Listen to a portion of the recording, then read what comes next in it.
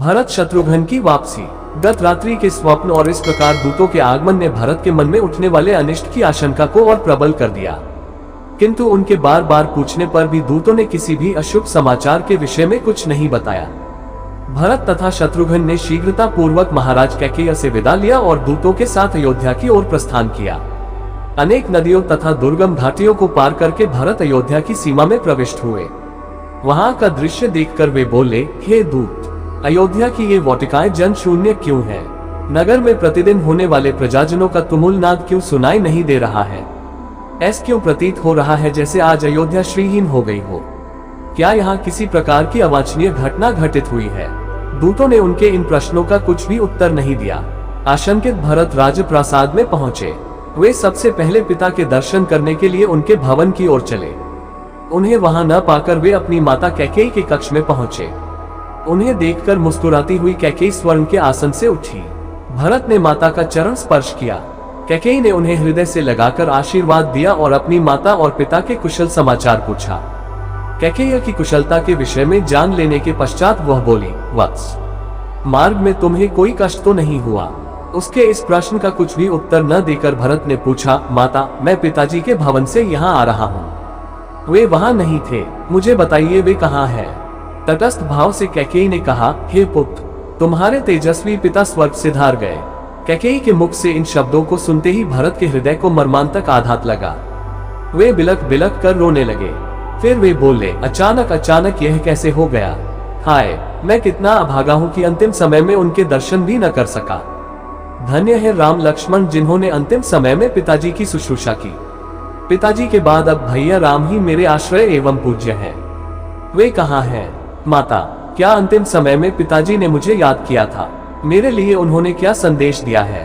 भरत को सांत्वना देती हुई कैकेयी बोले, वत्स, तुम्हारे पिताजी ने तुम्हारे लिए कुछ भी संदेश नहीं दिया। 5 दिवस और 5 रात्रि तक वे हा राम, हा लक्ष्मण, हा सीता कहकर विलाप करते रहे और विलाप करते करते ही परलोक से धार गए। यह सुनकर भरत की पीड़ा और बढ़ गई और वे बोले, क्या पिताजी के अंतिम समय में भैया राम भी नहीं थे? क्या पिताजी को उनके वियोग में प्राण त्यागने पड़े? वे कहाँ चले गए थे?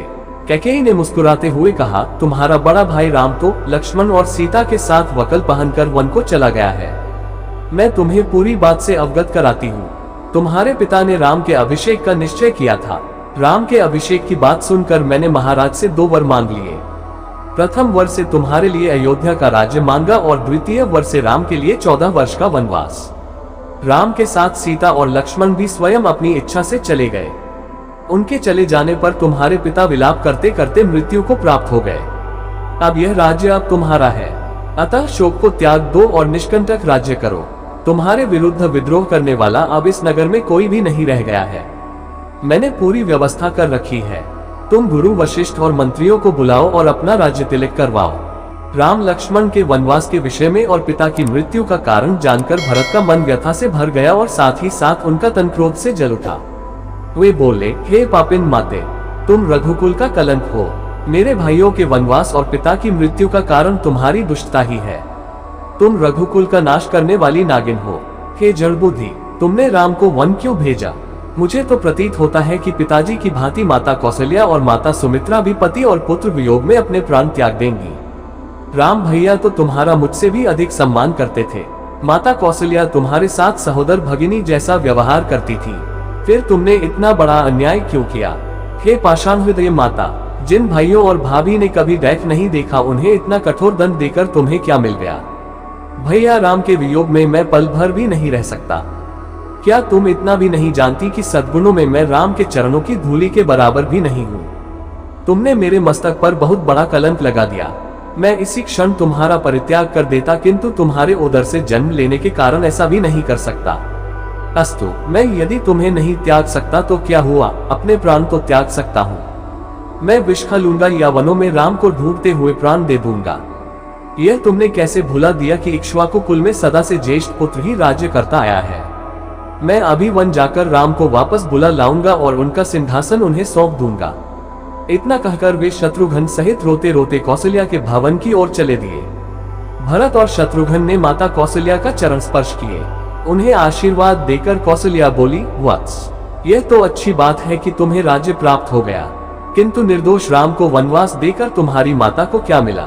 मैंने निश्चय किया है कि तुम्हारे सिंहासन संभालने के पश्चात मैं भी वन चली जाऊंगी। उनके इन शब्दों को सुनकर भरत ने रोते हुए कहा, हे माता, आप मुझे क्यों दोष देती हैं? जो कुछ भी हुआ वह मेरे अनुपस्थिति में हुआ है।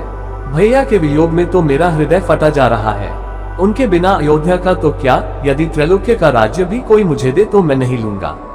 राम के वनगमन में यदि मेरी लेश मात्र भी सहमति हो तो मुझे रौरव नरक मिले। इसी समय भूमि फट जाए और मैं उसमें समा जाऊं। यदि इस दुष्ट कार्य में मेरी सहमति हो तो मुझे वह दंड मिले जो घृणित पाप करने वाले पापी को मिलती है। यह कहकर रोते हुए भरत मूर्छित होकर कौशल्या के चरणों में गिर पड़े। जब वे कुछ चैतन्य हुए तो कौशल्या बोली, बेटा, इस प्रकार की बातें करके तुम मुझे क्यों दुखी करते हो? क्या मैं तुम्हें और तुम्हारे हृदय को नहीं पहचानती? और वे भरत को नाना प्रकार से सांत्वना देने लगी।